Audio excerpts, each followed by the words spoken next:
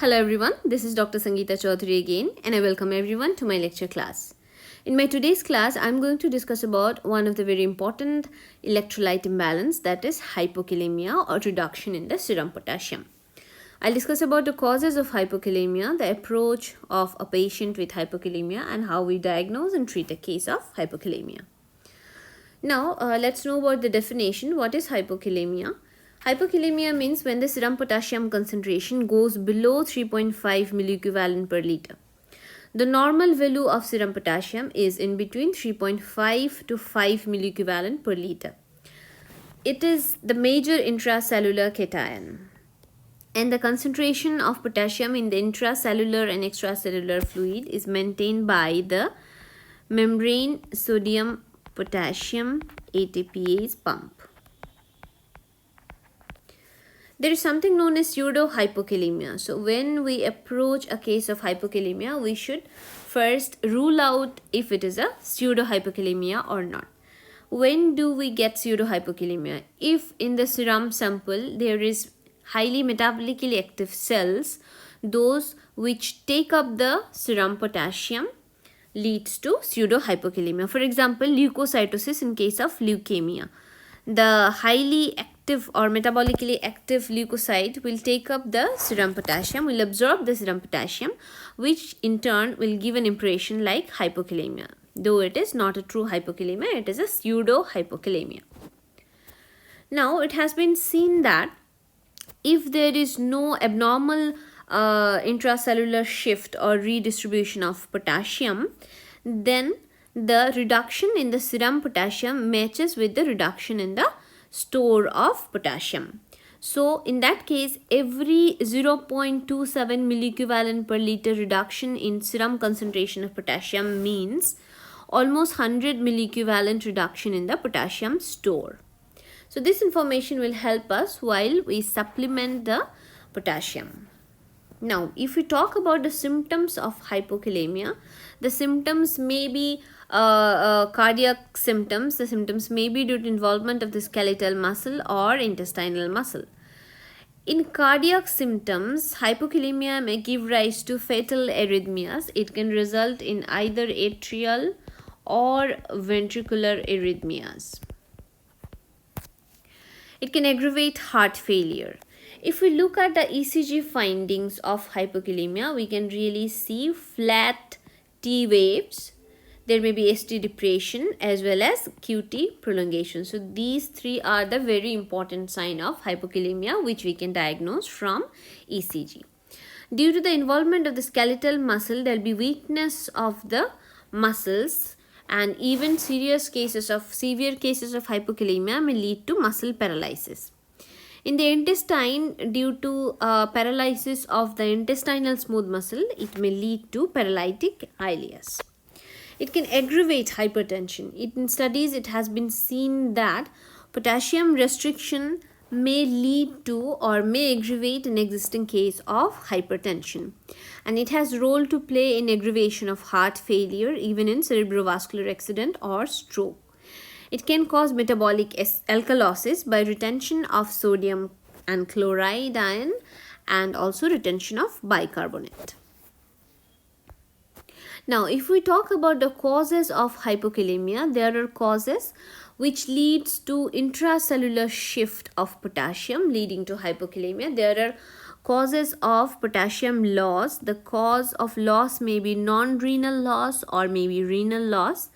And sometimes hypokalemia may be due to reduced intake, though it is unlikely until it is associated with one or the other these three causes of hypokalemia. Now, while discussing the chart on diagnostic approach of hypokalemia, I will discuss about the causes separately. Now, this is the very important flow chart for the evaluation of a patient of hypokalemia and to identify what is the main reason or cause for hypokalemia. Why it is important to find out the underlying cause? Because many of the time the treatment of underlying cause will resolve the hypokalemia.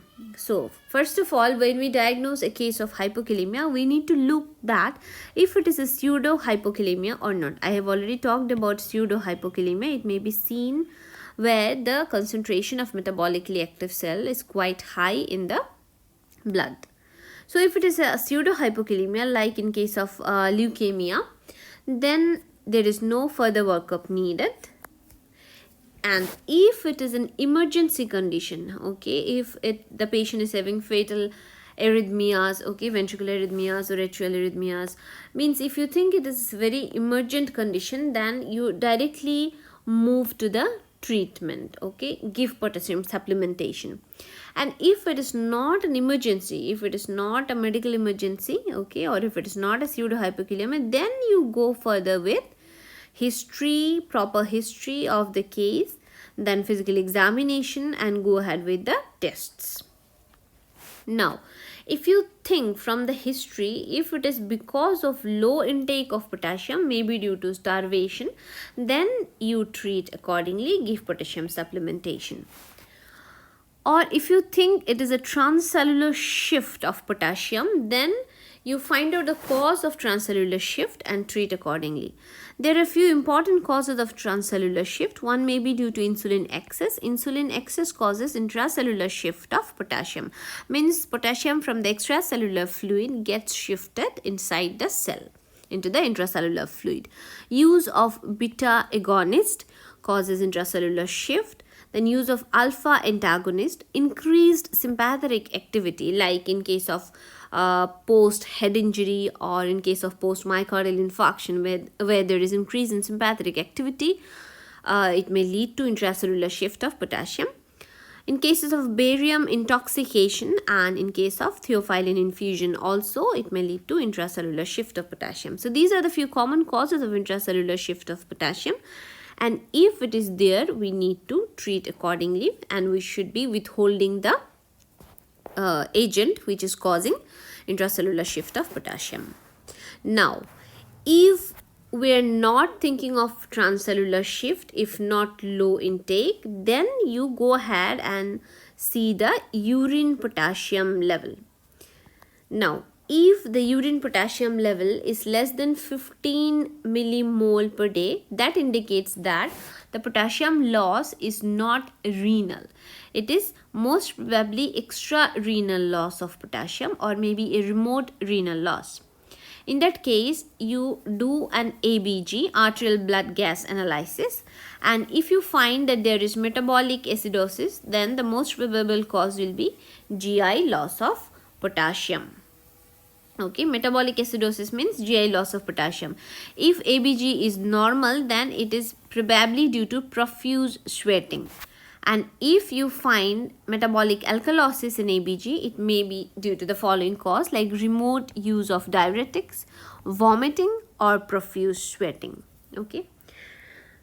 Again, I am telling you, go ahead and do a urinary potassium level. If it is less than 15 millimole per day, it is most probably an extra-renal loss. Do an ABG. If you find it is metabolic acidosis, it is due to GI loss. If the ABG is normal, it may be due to profuse sweating.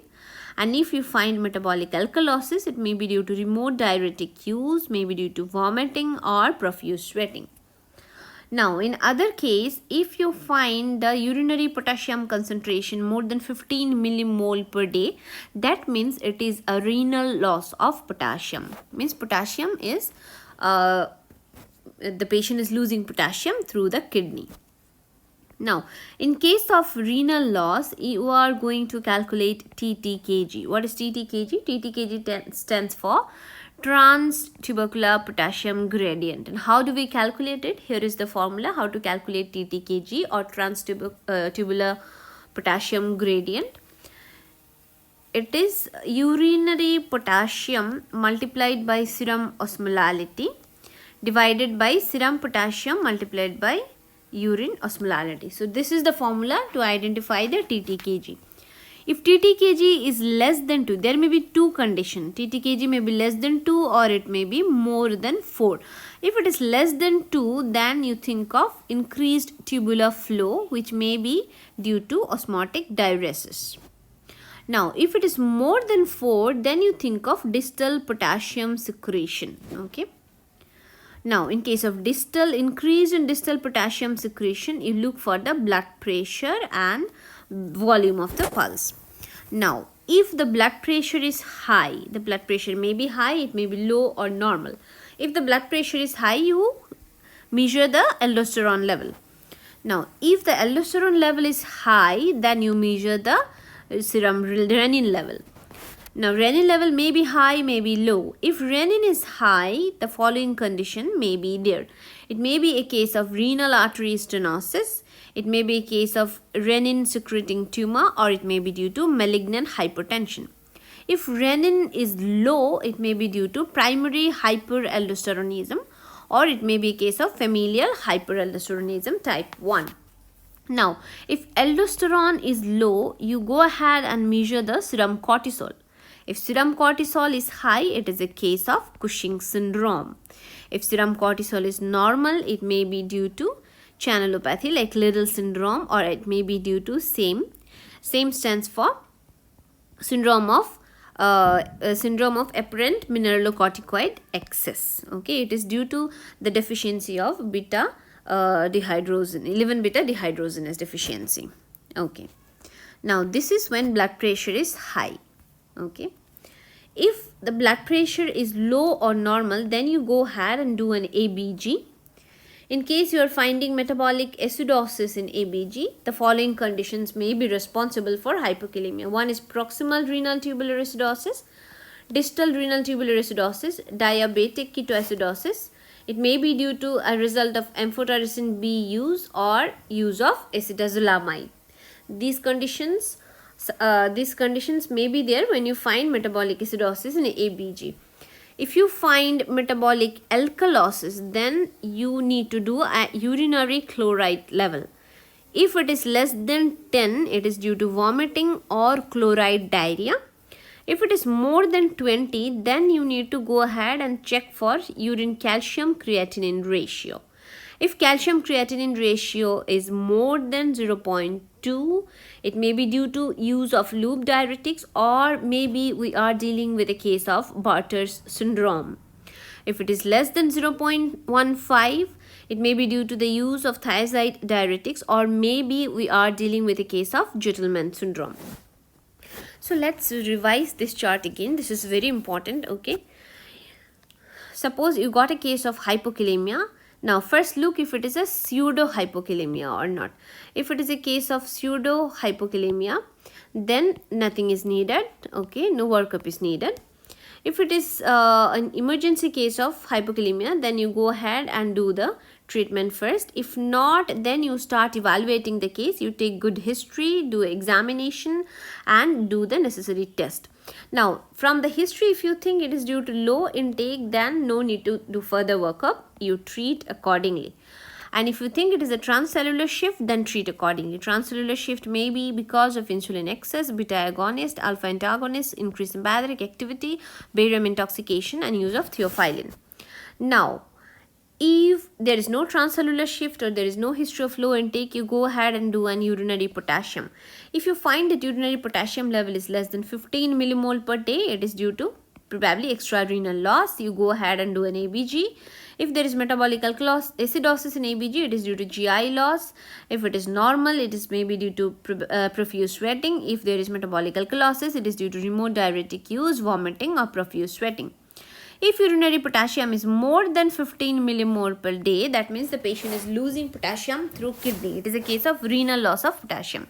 If there is renal loss of potassium, you go ahead and find out the TTKG, that is the transtubular potassium gradient, and this is the formula how you calculate TTKG. There may be two conditions. Once where TTKG is less than 2, that means it is due to increased tubular flow, and the reason may be osmotic diuresis. In the other condition, the TTKG may be more than 4. It means there is increase in distal potassium secretion. In that case, you need to look for the blood pressure. If blood pressure is high, you look for aldosterone. If aldosterone is high, definitely you look for renin. If renin is high, it may be a case of renal artery stenosis, it may be a case of renin secreting tumor, it may be a case of malignant hypertension.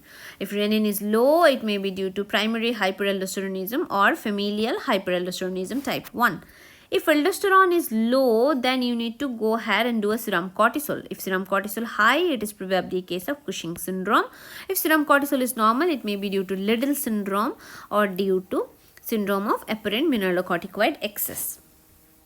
Now, if blood pressure is low or if blood pressure is normal, again you do an ABG. If you find metabolic acidosis in ABG, it may be due to proximal renal tubular acidosis, distal renal tubular acidosis. It may be due to DKA, use of amphotericin B and acidazolamide. But if you find metabolic alkalosis in ABG, you go ahead and do a urinary chloride. If urinary chloride concentration less than 10, it is maybe due to vomiting or chloride diarrhea. If it is more than 20, it may be. If it is more than 20, you go ahead and find out the urinary calcium creatinine ratio. If it is more than 0.2, it may be due to use of loop diuretics or maybe a case of Bartter syndrome. If it is less than 0.15, it may be due to thiazide diuretic or maybe we are dealing with a case of Gentleman syndrome. So this is the approach. How do you find out the cause of hypokalemia in a patient? Okay, now if we talk about the treatment of hypokalemia, very importantly we need to treat the underlying cause, because treatment of underlying cause will somehow resolve the hypokalemia. And the very important thing is potassium supplementation. Now potassium supplementation can be done orally, which is a safe way to do potassium supplementation, but in case of emergency conditions we need to do intravenous supplementation of potassium. But we need to be very careful while doing intravenous supplementation of potassium. We need to arrange a cardiac monitor and look for any arrhythmias are happening or not.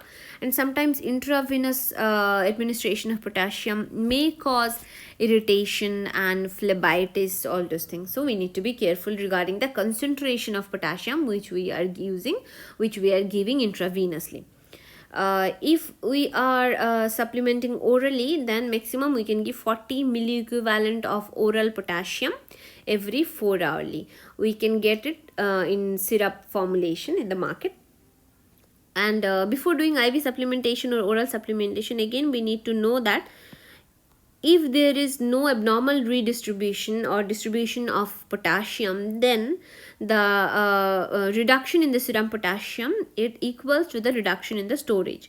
So reduction of serum potassium by 0.27 milliequivalent per liter means reduction of almost 100 milliequivalent of storage of potassium. That means if the storage is lost by 400 to 800 milliequivalent, then the serum potassium will go down by 2 milliequivalent per liter. Okay, that means if serum potassium concentration goes below by 2 milliequivalent per liter, then we need to supplement around 400 to 800 milliequivalent of potassium. Now regarding the IV supplementation, usually we supplement in the form of potassium chloride. In 1 ampoule of potassium chloride in the market, we usually get 20 milliequivalent of potassium. Okay, and potassium chloride should be mixed with normal saline. It should not be mixed with dextrose. Why? Because when we are giving dextrose infusion, it will result in release of insulin, which will again may cause intracellular shift of potassium and exacerbate the hypokalemia. So we should not be using dextrose. We should always mix potassium chloride in normal saline. If we talk about the concentration, if we are using a peripheral line, the concentration should not exceed more than 40 milliequivalent per liter. If we are using a central line, we can give a higher concentration of potassium, but it should not exceed more than 100 milliequivalent per liter. And the rate of infusion should not exceed more than 20 milliequivalent per hour. So this is all about the supplementation of potassium. Okay, so this is all about a case of hypokalemia which I wanted to discuss. I hope this class was helpful. Thank you so much.